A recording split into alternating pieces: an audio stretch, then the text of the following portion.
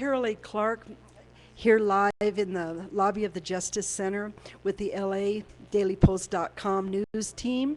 And we have right now County Council candidate Pete Sheehy as our guest. Welcome and thank you for being with us, Pete. Thank you. Good evening. So how are you finding this election? So far, it's much more relaxing. Remember, 2 years ago at this time, I was in a very close battle with Stephanie Richard for the Democratic nomination for the legislature, and that wasn't settled till into the night when the far-flung precincts came in.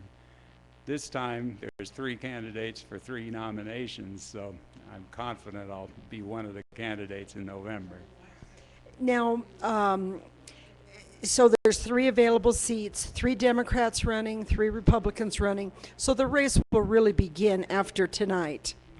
Yes, you had a nice forum where all of the candidates were able to show some ideas, and the LA CDC also had a forum. So we've got a little practice, but sure, we'll ramp up from here. I'm planning, along with the organized things, doing some knocking on doors. Last time, certainly the areas where me and my supporters knocked on doors in the last month, definitely I saw a difference. We got more votes in those areas. Now, you can't be everywhere at once, and even if I'm just now campaigning in LA County rather than the district, I'm going to have to get some help to cover all the doors in the district. Now, Pete, to you, what's kind of the #1 area of focus that drives you to want to be a county councilor where you can, serve the community? What mainly is the issue on your mind? Well, it's prioritization, and just like a few years ago, the schools went through a process when they saw their budgets getting cut of asking the staff, asking the community, what's most important that we do and what's less important. We need to do that for the whole county, and there's a lot of things we're doing. We're not broke, but we don't have all the money we once thought we did. So I want to see the community develop a consensus about what's most important. I've got some ideas, but I'm open to people's ideas. So that's going to be a good discussion over the summer and fall.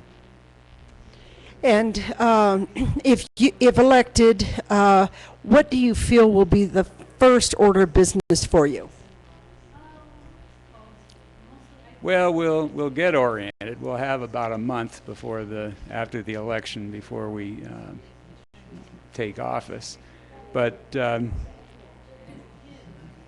it's going to take some doing. I did take the early retirement, so I'll have a little more time to come up to speed, and I'm already spending a fair amount of time going to council meetings, but sorting out who has committee assignments. As a retired person, I think I'll have a little more time that I could go on the road out to whatever meetings county councilors are invited to outside the county.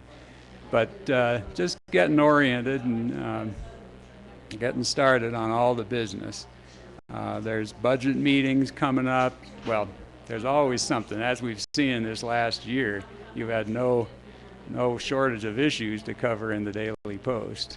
Now, when you mentioned you took the retirement, that of course is the retirement that quite a few people took at Los Alamos National Laboratory. And I remember I was really touched by a comment that you made when you were deciding whether or not to take an early retirement. And you said, we really need to make room for some of the younger people because the lab, of course, is experiencing budget cuts.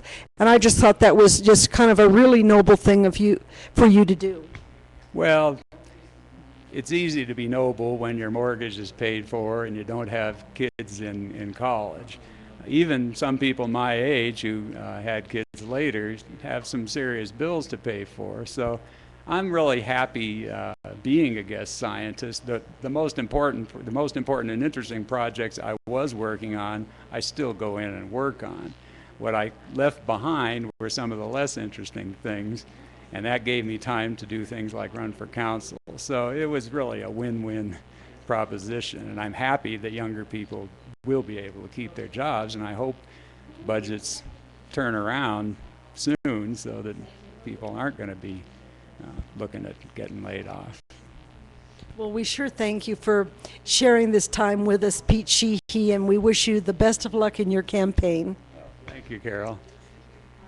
We'll be back shortly with another candidate.